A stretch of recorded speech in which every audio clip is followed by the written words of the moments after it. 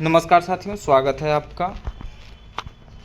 आज हम एसएससी के भिन्न भिन्न परीक्षाओं में पूछे गए साइंस के सारे क्वेश्चन के बारे में चर्चा करेंगे। उम्मीद करते हैं सारे क्वेश्चन आप सभी को अच्छा लगेंगे। तो चलिए हम स्टार्ट करते हैं और हम बता दें कि ये सारे क्वेश्चन किसी न किसी एग्ज़ाम में आए हुए हैं और हमारा जो जेएसएससी सचिवालय है उसमें भी इस तरह के क्वेश्चन पूछा जा सकता है। तो चलिए हम एक एक क्वेश्चन को जानना स्टार्ट करते हैं।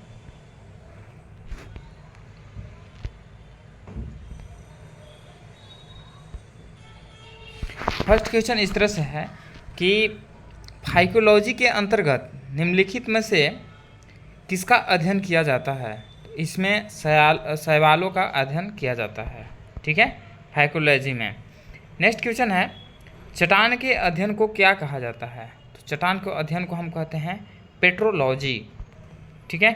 नेक्स्ट क्वेश्चन, एरेनोलॉजी किसका अध्ययन है। एरेनोलॉजी तो ये मकड़ा लोग जो मकड़ी होती है उसके अध्ययन को हम क्या कहते हैं, एरेनोलॉजी, ठीक। नेक्स्ट क्वेश्चन है, मर्मिकोलॉजी किसका अध्ययन है। मर्मिकोलॉजी किसका अध्ययन है। तो मर्मिकोलॉजी के तहत हम चींटी का अध्ययन करते हैं। नेक्स्ट है, बागवानी की एक शाखा है क्योंकि यह फसल की कटाई के समय से फूलों और सजावटी फसलों की खेती से संबंधित है। तो वो कौन सा संबंधित है। तो चलिए हम दिखाते हैं कौन संबंधित है। तो ये मेरा कौन सा संबंधित हो जाएगा। तो पुष्प कृषि यानी कि फ्लोरिकल्चर, पुष्प के अध्ययन को फ्लोरिकल्चर भी कहते हैं और उससे सजावटी पौधा से भी, सजावटी खेती से भी संबंधित हो जाएगा, ठीक है। नेक्स्ट क्वेश्चन है, फफूंद या कवक के अध्ययन को क्या कहते हैं। तो फफूंद या कवक के अध्ययन को हम लोग कहते हैं कवक विज्ञान कहते हैं। चलिए नेक्स्ट क्वेश्चन है, निम्नलिखित में से किसका संबंध वनवर्धन सिल्वीकल्चर के साथ है। सिल्वीकल्चर किसका अध्ययन होता है। तो जंगली फसल का अध्ययन सिल्वीकल्चर कहलाता है। नेक्स्ट क्वेश्चन है, पक्षियों द्वारा की जाने वाली परागकण की प्रक्रिया को उसको किस नाम से जाना जाता है। तो उसको ओनियोथोफिली के नाम से जाना जाता है। नेक्स्ट है, एक्सोबायोलॉजी एक विज्ञान है जिसका संबंध है। तो जिसका संबंध किससे है। एक्सोबायोलॉजी किससे संबंध है। तो ये संबंध है बाह्य अंतरिक्ष में जीवन के साथ इसका संबंध है, ठीक है। नेक्स्ट क्वेश्चन देखते हैं।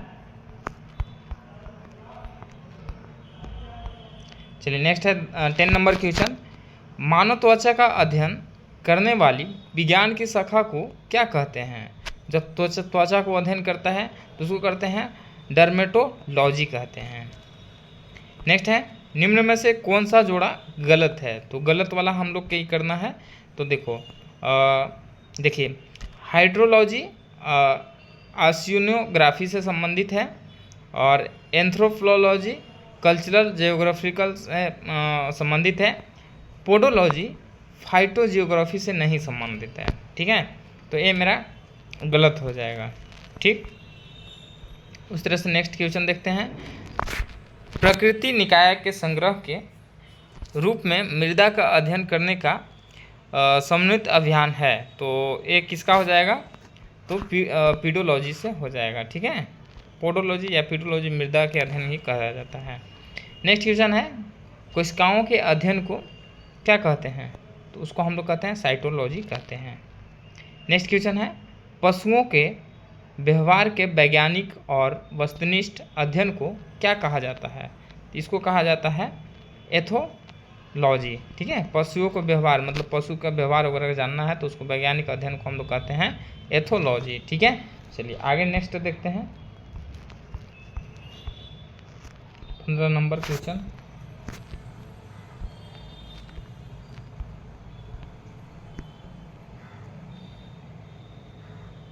चलिए 15 नंबर क्वेश्चन इस तरह से है कि कीट विज्ञान के अध्ययन को क्या कहते हैं। तो हम कीट विज्ञान का अध्ययन है क्या, कीट मतलब कीट विज्ञान से किस चीज़ का अध्ययन होता है। तो इसका कीट का अध्ययन होता है। ठीक है, मृदा से संबंधित विज्ञान क्या कहलाता है?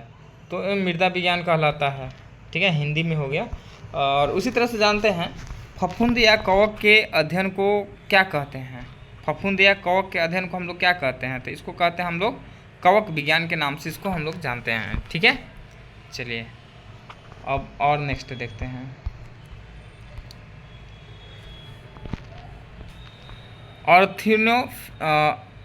ऑर्थिनोफिली किसके द्वारा होता है? ऑर्थिनोफिली किसके द्वारा होता है? तो ये पक्षी के द्वारा होता है। अब यहाँ पे देखिए मिलान करना है। ठीक है, तो मिलान कर लीजिए तो इस टाइप से हो जाएगा।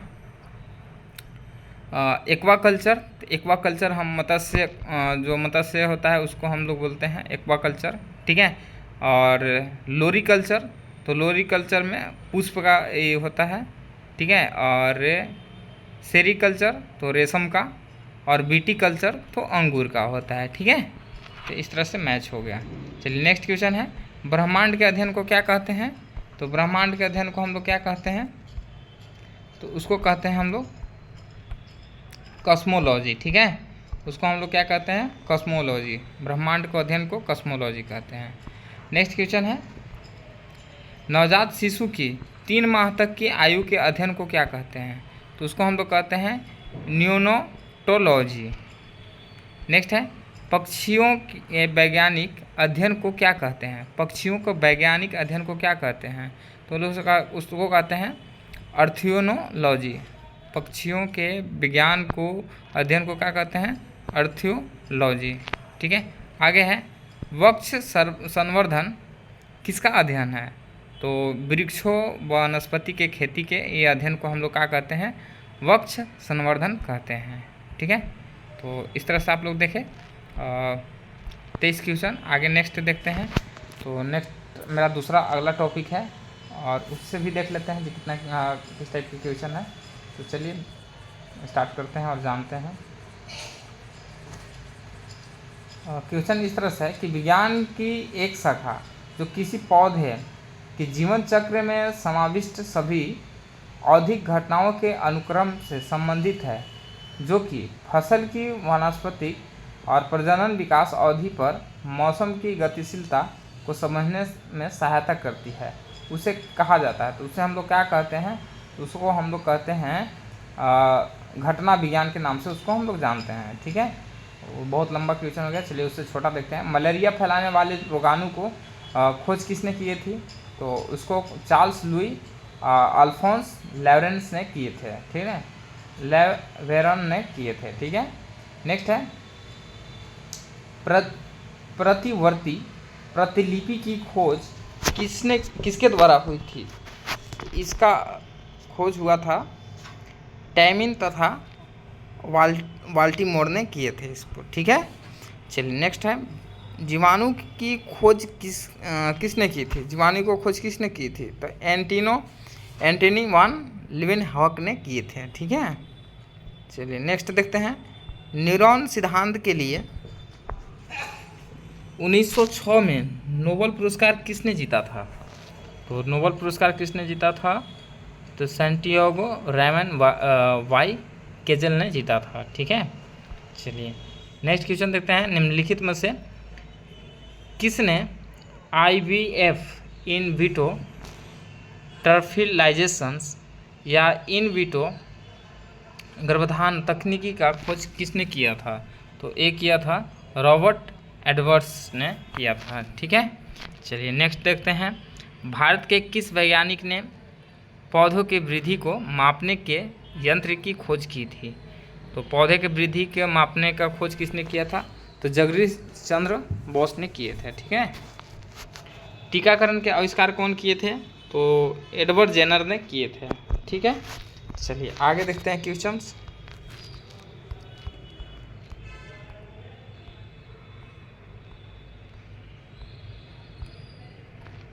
अगला क्वेश्चन इस तरह से है, निम्नलिखित में से कौन सा उपकरण कान के पर्दे की जांच के लिए उपयोग किया जाता है? तो कान के पर्दे के लिए कौन उपयोग किया जाता है? तो ओटोस्कोप का यूज किया जाता है कान के पर्दा के लिए। ठीक है, नेक्स्ट है, जेनेरा प्लांटेरियम का लेखक कौन है? जेनेरा प्लांटेनियम का लेखक कौन है? तो ये बेथम और हुकर हैं। नेक्स्ट है, अल्बर्ट साबिन को विकसित करने के लिए माना जाता है। तो किसको विकसित करने के लिए माना जाता है? तो पोलियो का टीका विकसित करने के लिए माना जाता है। एक तरीका से कह सकते हैं कि पोलियो का टीका किसने खोज किया था? तो अल्बर्ट साबिन ने किया था। नेक्स्ट क्वेश्चन है, माइक्रोबायोलॉजी का जनक किससे कहा जाता है? तो ये, और उन्हें बैक्टीरिया की खोज के लिए भी जाना जाता है। तो माइक्रोबायोलॉजी का जनक भी और बैक्टीरिया के खोज किसे कहा जाता है? तो एंटोनी वान लीeuwenhoek को कहा जाता है। नेक्स्ट है, उत्परिवर्तन का सिद्धांत किसके द्वारा किया गया था, मतलब प्रस्तावित किसके द्वारा किया गया था? तो ये किया गया था ह्यूगो डी राइस के द्वारा। प्रतिरक्षण तकनीक का विकास किसने किया था? तो ये एडवर्ड जेनर ने किया था। नेक्स्ट है, एस्प्रिन का आविष्कार किसने किया? एस्प्रिन का आविष्कार किसने किया था? तो ये किए थे फेलिक्स हॉफमैन ने किए थे। नेक्स्ट है, जमे हुए भोजन की खोज किसने की थी? जमे हुए भोजन की खोज किसने की थी? तो ये कालेरेंस बार्ड्स आय ने किए थे। ठीक है। नेक्स्ट है, विषम जालिकता की खोज किसने की थी? तो एफ ब्लैकली ने की थे। ठीक है। नेक्स्ट है, स्क्रोकोग्राफी का आविष्कार किसने किया? स्क्रोफोग्राफ का आविष्कार किसने किया था? तो ये किया था जेसी बोस ने किए थे। नेक्स्ट है, निम्नलिखित में से कौन सा व्यक्ति भारतीय मूल के थे और जिसे चिकित्सा शास्त्र के लिए नोबेल पुरस्कार से भी मतलब मिला है? तो वो कौन थे? तो उनको वो चिकित्सा शास्त्र में उनको नोबेल पुरस्कार मिला है, तो वो कौन है? तो वो हो जाएंगे एक क्या कहते हैं हमारा हरगोविंद खुराना, ये हो जाएंगे। ठीक है। चलिए नेक्स्ट देखते हैं। नेक्स्ट है, निम्नलिखित में से किसे जंतु विज्ञान का जनक माना जाता है? तो जंतु विज्ञान का जनक किसे कहा जाता है? तो अरस्तु को कहा जाता है। नेक्स्ट है, निम्नलिखित में से किस वैज्ञानिक ने दर्शाया कि किण्वन सूक्ष्म जीव के विकास के कारण होता है? तो ये होता है लुईस पर्चर ने ऐसा बताया था। नेक्स्ट है, प्रथम एंटीबायोटिक की खोज किसने की थी? तो एंटीबायोटिक की खोज किसने की थी? तो ए फ्लेमिंग ने किए थे। नेक्स्ट है, योग्यता की उत्तरजीविता का सिद्धांत निम्नलिखित में से किसने दिया था? तो ये दिया था चार्ल्स डार्विन ने दिए थे। नेक्स्ट है, निम्नलिखित में से किसने प्राकृतिक चयन का सिद्धांत दिया था? प्राकृतिक चयन का सिद्धांत किसने दिया था? तो डार्विन ने दिया था। अब यहाँ पे सूची को मैच कराना है, तो सूची को मैच कराइए। तो जेनर, तो ये जेनर जो थे ये टीकाकरण के खोज किए थे। ठीक है। और इसी तरह से वाटसन, तो वाटसन ये द्विकुंडली का, और लैंड स्टीनर ने रुधिर वर्ग का, और फ्लेमिंग पेंसिलिन का खोज किए थे। नेक्स्ट है, निम्नलिखित में से किसे औषधि विज्ञान का जनक माना जाता है? तो औषधि विज्ञान का जनक हिप्पोक्रेटस को माना जाता है। नेक्स्ट है, निम्नलिखित में से कौन चेचक के टीके के खोजकर्ता थे? तो ये एडवर्ड जेनर थे। ठीक है। उम्मीद करते हैं सारे क्वेश्चन आप सभी को समझ में आए होंगे। तो आज के लिए इतना ही रखते हैं, बाकी नेक्स्ट क्लास में आपको लाया जाएगा। तो आज के लिए इतना ही, धन्यवाद।